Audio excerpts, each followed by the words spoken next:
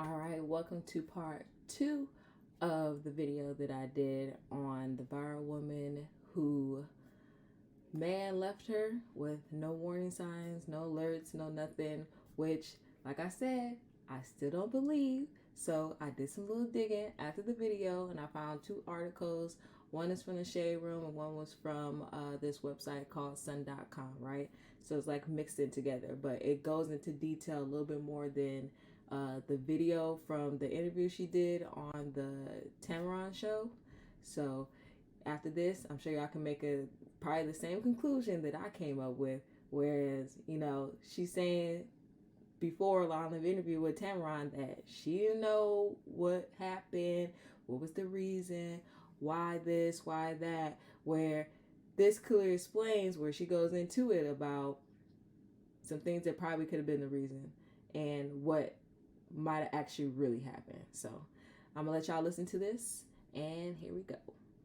Bush, who is a newly certified self-love coach, explained that their marriage had their issues, like any other, but she doesn't believe he was justified in leaving her the way he did. She said they had previously discussed separating a while back because she claims her husband was not comfortable with her pursuing her entrepreneurial dreams. Entrepreneurship was on my heart and he wasn't for that, she said. It made him uncomfortable. Porsche says he gave her an ultimatum in regard to choosing her passion and living separately, or choosing their marriage, but she said there wasn't any discussion or plan to end things.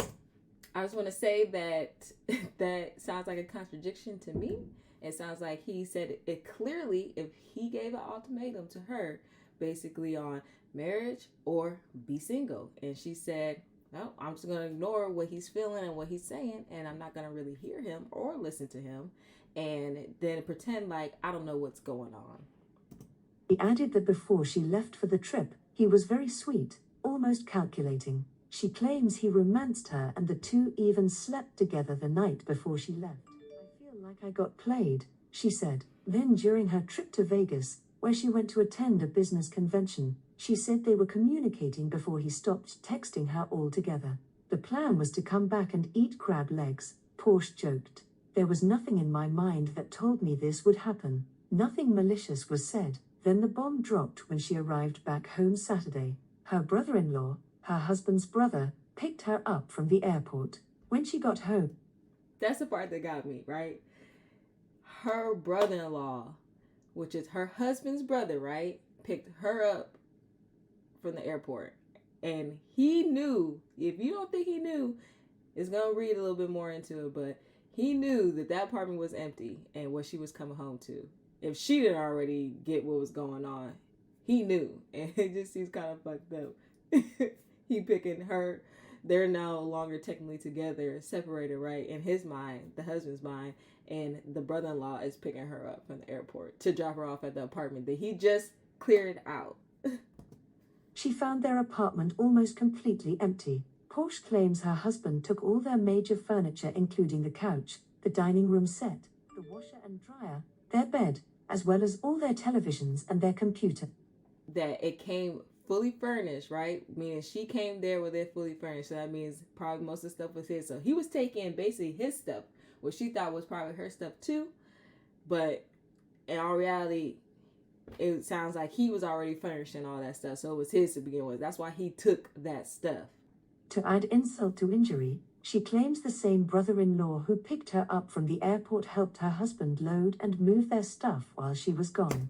So it's crazy. It's crazy. So the brother-in-law knew that, like I said, the brother-in-law knew that apartment was cleared out. And he was bringing her home to an empty-ass apartment. So if she's felt like she got played, I feel like that was like added piece of getting played right there, because just knowing that you about to drop her off at this apartment and how she gonna be looking, I think that's messed up. That's messed up. Maybe he thought she knew what was already happening, because like they said, they already spoke about being separated, or I don't know, maybe it's clueless, whatever. But then he goes and picks her up from the airport. I don't know how that conversation went, but that's just crazy. She called his mother immediately after she couldn't get in contact with him and claims his mother said Porsche was just upset because he beat her to the punch. My mother is deceased, that was my mother figure, Porsche said of her mother-in-law. I quickly realized she was on her son's side, but despite this shocking life experience, Porsche continues to keep her head held high. When asked why she shared her video, she said it was her form of release. I feel like the way he did things. I feel like it was God closing the door, Porsche said. On top of not speaking to him, she feels they may never talk again outside of mediation to settle their divorce. The way things went down, if I never see him again, it will be too soon, she said. Porsche said that she and her husband had disagreements, but she asserted that she had no knowledge he was planning to divorce her. So she knew about the disagreements, right? So she knew something. She knew there was something afoot, right? That they had disagreements, probably a little bit of arguing, whatever went forth with, the conversations that they were having, and already was talking about separating, but yet she had no knowledge he was planning to divorce her. So, I mean, those will all be red flags and signs that there's a divorce about to come. It was unusually kind before she went for her trip, she told the Shade Room, and they even slept together the night before her flight. And there go another red flag, right? Unusually nice. Something's up. Women tuition can kind of feel something's up when your man is acting a little bit different. There's another flag right there that she caught. And then her saying that they slept together before the flight, that made her think that they were all good. In his head, I bet she was thinking like, let me just hit this one last time before I go. Porsche claimed that they had been texting each other while she was at the convention until at one point, he stopped texting her. I got home, I opened the door. Another red flag, he stopped texting you. All these signs and flags leading up to the point where he left. I screamed so loud, I'm sure my neighbor heard me. I cried. My entire apartment, everything was gone. After her interview, the Shade Room shared a response from someone who is believed to be Porsche's estranged husband Brian. He said that the former couple had a mutual understanding of separation. Me taking items was a favor to my wife because her storage was full and she was moving into a fully furnished apartment minus a mattress that I helped her move into with her new roommate. And there goes the part that I couldn't remember where it came from, but he said that the alleged husband, this is alleged husband. I guess they don't know if it's actually the husband that chimed in with this whole explanation, saying she moved into a fully furnished apartment minus the mattress, which I think he took the mattress still too, but that I helped her move into with her new roommate. So that means everything that was furnished in the apartment was not hers. So he took what was his, I think minus the mattress though.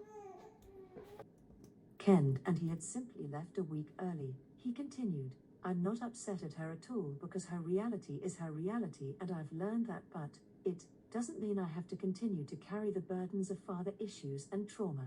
That is very hard to want her to win because life has been very hard for her. She needs a break. Continue to support her, but don't tear me down for protecting myself. By the way, I'm still rooting for her. Go win without me because we were each other's stuck point in this season. These are the 10 signs your relationship. So it looks like a little bit more clarification, and from my conclusion of everything that I've heard, it seems like that probably was him speaking to her, and it seems like maybe she had some issues, which now she's in therapy, like she said on the show, to get through some of them past traumas, and she probably pushed that on him. That probably pushed him away. That's the end of the video. My thoughts are that there's always 3 truths to a story. Your truth, his truth, and then the actual truth, right? And the actual truth, based off of what she said in these articles and off of her interview and the alleged husband's response, is that women play the victim a lot. and they never take accountability for their actions and what they say and what they do when it comes to a relationship. It's always the man did this, it was his decision, he did it because of how he was feeling. Yes, men have feelings too, and because he had feelings and they think logical, he told himself, he said, hey, listen, we had this discussion. She obviously didn't hear me. I'm going to up and leave. In her head, she was thinking that they were all good just because he had sex with her before she left. That all suddenly means that they're good. No, in his head, he was thinking like, let me hit this one last time before I bounce up out of here. From the interviews in the article, it explained that she knew and that they both discussed and talked about having a being separated and no longer being together, right? And she knew that, but yet she had no knowledge of him planning a divorce. And there were so many red flags, right? So many red flags. Her feeling that he was acting extra nice before she left to go to the conference. You know, they're talking at the conference and all of a sudden he stops texting her. And before that, obviously, there were some disagreements, which disagreements probably was a nice way to say it, but they were obviously probably having some arguments here and there. And all those red flags, you're telling me that she didn't see, that she didn't know, she didn't have any reason or she didn't know why. And on the Tamaron show, they were just so surprised that people, instead of being so sympathetic to her narrative of what happened, what was going on, why he just up and left for no reason, you're telling me that you had no idea. You had no inkling. You had no thought, no clues, no anything to why he left when it was clearly right there. And he said that they talked about it. He gave her ultimatum, and the ultimatum was marriage or go out and go, what she say, live her best life. And that's what ended up happening. And when she came back, he was gone. And he took the washer and the dryer. So you know he was already planning it ahead of time. He had people helping him. His brother-in-law helped him. The brother-in-law picked her up from the airport. He knew about it. Everybody knew about it. The mom, she said a snarky comment about she just mad that he got to it first. That he, up and left first before she could have did it. Obviously, there was something there too. And with all those red flags, she knew. She definitely knew. So I feel like there was some point at which she could have took accountability and said like, hey, I did this, I did that, and that's why he left. She knew. And I feel like women always kind of know in the back of their minds, but they never want to say it because they want to kind of play the victim instead and don't take accountability and try to bring in all this sympathy from other people and hearing, oh, girl, it's his fault. And if he didn't want you, then you were better off anyway. And, she got her best friend on the show that's obviously hyping her up.